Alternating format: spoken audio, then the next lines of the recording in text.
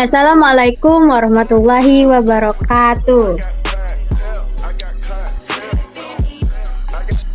Waalaikumsalam warahmatullahi wabarakatuh. Waalaikumsalam warahmatullahi wabarakatuh.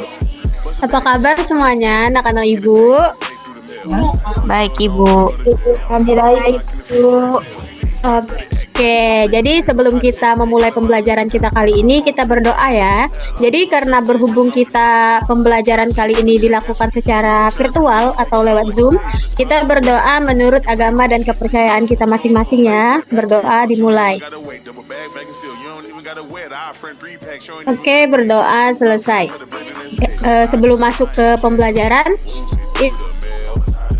atau mengecek kehadiran kalian terlebih dahulu. Yang pertama, Ayu Lestari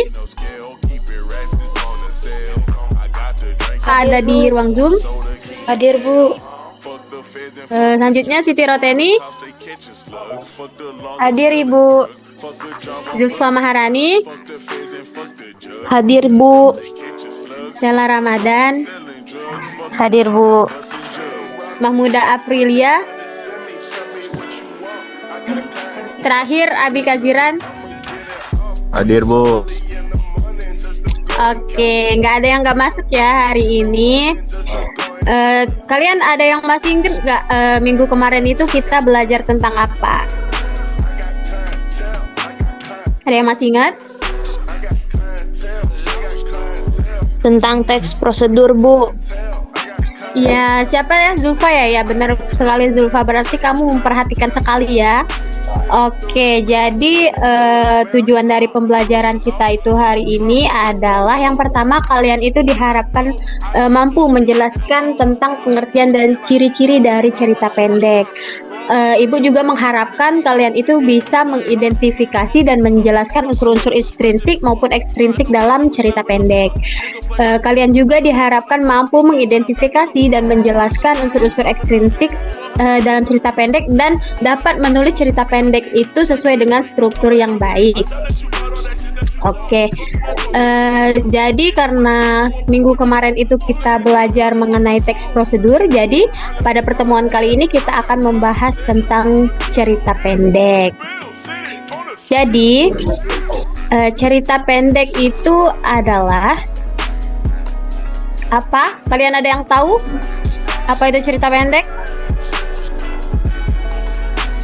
Yang tahu? Jadi cerita pendek itu adalah salah satu bentuk prosa naratif fiktif yang relatif pendek dibandingkan dengan novel. Judulnya saja sudah tahu ya, cerpen, yaitu cerita pendek. Jadi cerpen itu biasanya fokus pada suatu peristiwa atau satu konflik dengan tema utama dan berusaha untuk memasukkan emosional tertentu kepada pembacanya. Nah, cerita pendek ini juga umumnya itu dapat dibaca dalam sekali duduk dan besar dari 1000 hingga contoh struktur cerita pendek. Jadi struktur cerita pendek ini ada 4. Yang pertama itu ada pendahuluan. Nah, di pendahuluan ini itu umumnya itu memperkenalkan tentang latar, konflik, tokoh dan situasi awal sehingga membuat pembaca itu tertarik untuk membaca kelanjutan ceritanya. Selanjutnya itu ada konflik. Jadi konflik ini di dalam konflik ini menyajikan masalah atau konflik yang dihadapi tokoh utama. Nah, konflik ini itu menjadi inti dari cerita pendek. Selanjutnya yang ketiga itu ada klimaks. Jadi puncak dari konflik yang merupakan bagian paling menarik dari sebuah cerpen ini adalah konflik ini tadi, di mana tokoh utama itu pasti menghadapi masalah terbesar atau membuat keputusan terpenting. Selanjutnya yang terakhir itu ada penyelesaian. Jadi penyelesaian ini menyelesaikan konflik dan memberi akhir pada cerita pendek ini dan memberikan kesan kepada pembaca dan menyampaikan pesan atau tema dari cerita. Selanjutnya, Ibu akan membahas unsur intrinsik dan ekstrinsik pada cerpen. Jadi, untuk unsur intrinsiknya sama seperti biasanya, yaitu ada tema. Jadi, tema itu adalah ide pokok atau pesan utama yang ingin disampaikan oleh penulis melalui cerita. Nah, tema itu juga bisa berupa cinta, Eh, ada juga tentang persahabatan, tentang perjuangan hidup, tentang keadilan dan juga banyak lainnya ya.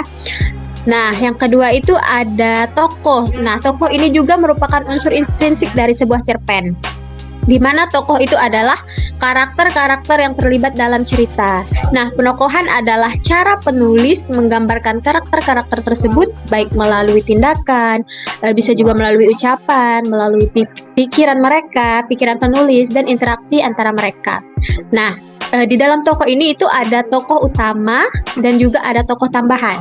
Jadi tokoh utama itu adalah tokoh sentral yang menjadi fokus dalam sebuah cerita, sedangkan tokoh tambahan itu adalah tokoh yang mendukung jalannya cerita. Nah, selanjutnya yang ketiga itu ada alur atau plot ya.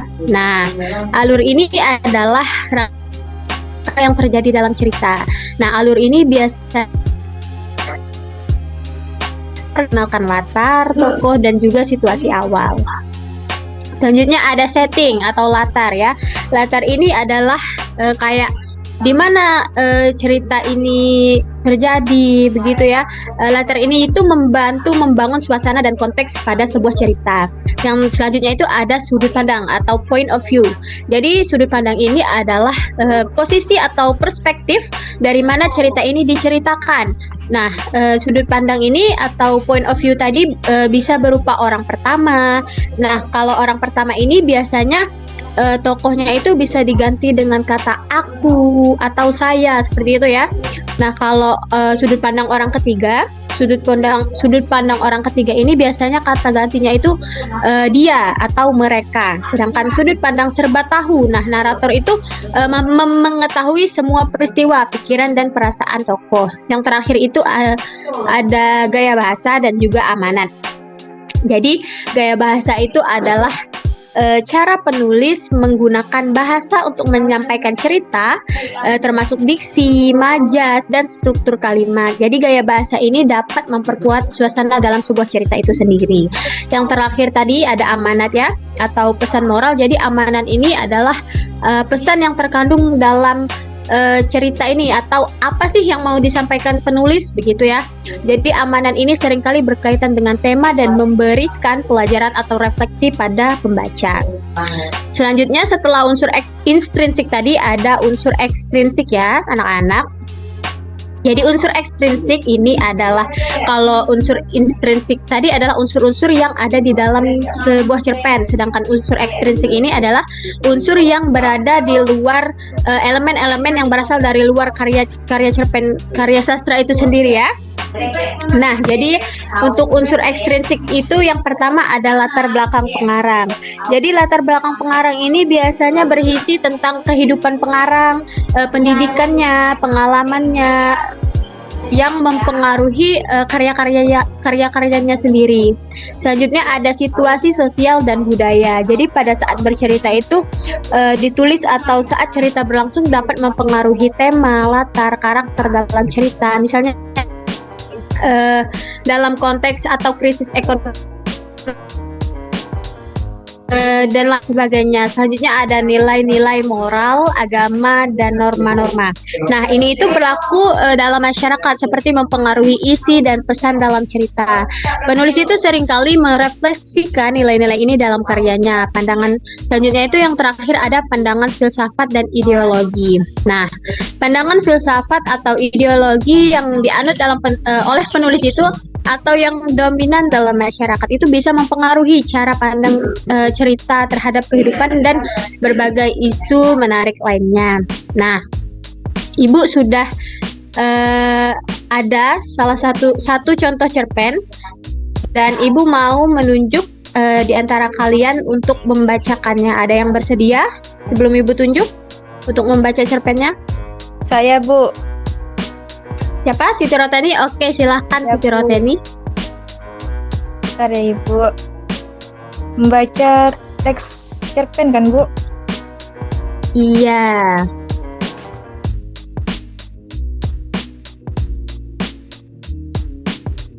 Silahkan.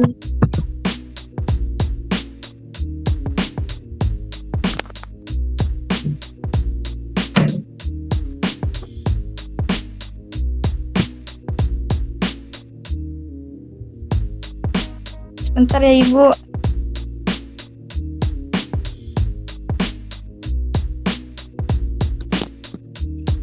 Bunga di tepi jalan.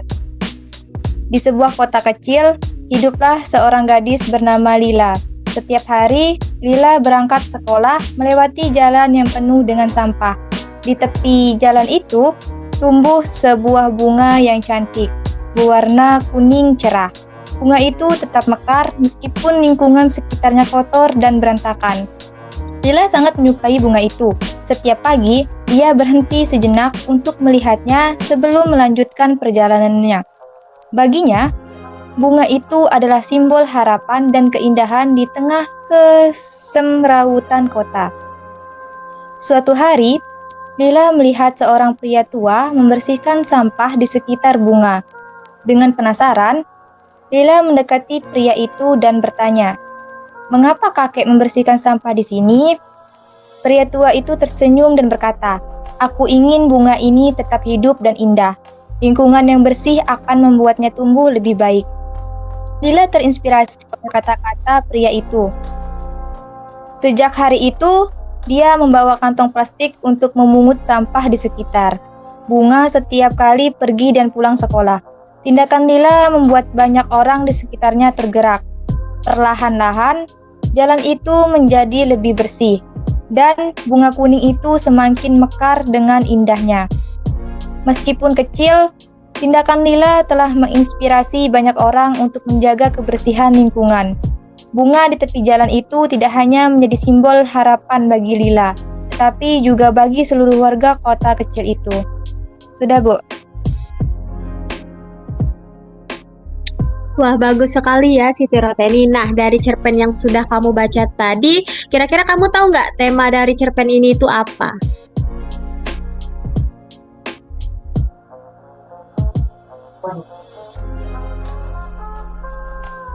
Jadi Bu, menurut saya tema yang ada di cerpen ini adalah tentang kepedulian terhadap lingkungan dan bagaimana tindakan kecil dapat menginspirasi perubahan yang lebih besar. Dan yang ini dibuktikan oleh tokoh Lila tadi, Bu. Ya, benar sekali ya Teni. Jadi tema dari cerpen ini sendiri adalah kepedulian terhadap lingkungan dan bagaimana tindakan kecil itu dapat menginspirasi perubahan yang lebih besar. Oke, selanjutnya latar dari cerpen ini, ada yang tahu nggak latarnya di mana? Sela, ada yang tahu? Zulfa, latar dari cerpen ini?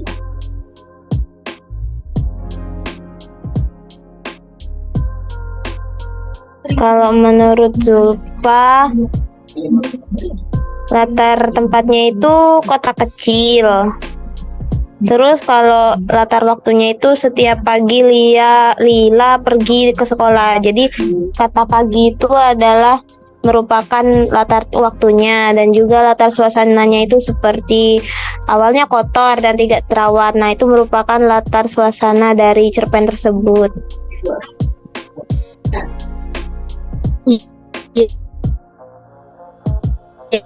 Kecil ya, yang awalnya itu tidak terawat seperti itu. Oke, dari materi yang sudah Ibu jelaskan, apa ada yang belum dipahami? Ada kendala? Bisa ditanyakan ya. Ada yang mau bertanya? Tidak, Bu. Sudah paham ya berarti? Sudah paham? Sudah, Bu. Oke, sepertinya sudah paham semuanya ya. Jadi agar kalian lebih paham lagi, untuk minggu depan silahkan kalian buat satu contoh karangan kalian sendiri ya, berdasarkan dari pengalaman kalian.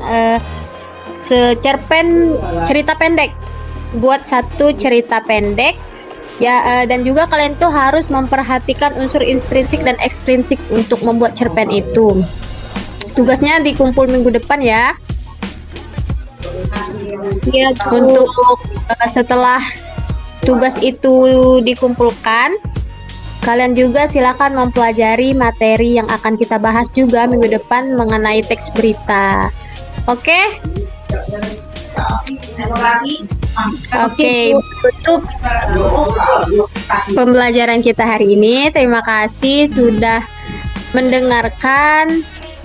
Ibu tutup. Wassalamualaikum warahmatullahi wabarakatuh. Waalaikumsalam warahmatullahi wabarakatuh. Terima kasih, Bu. Bu.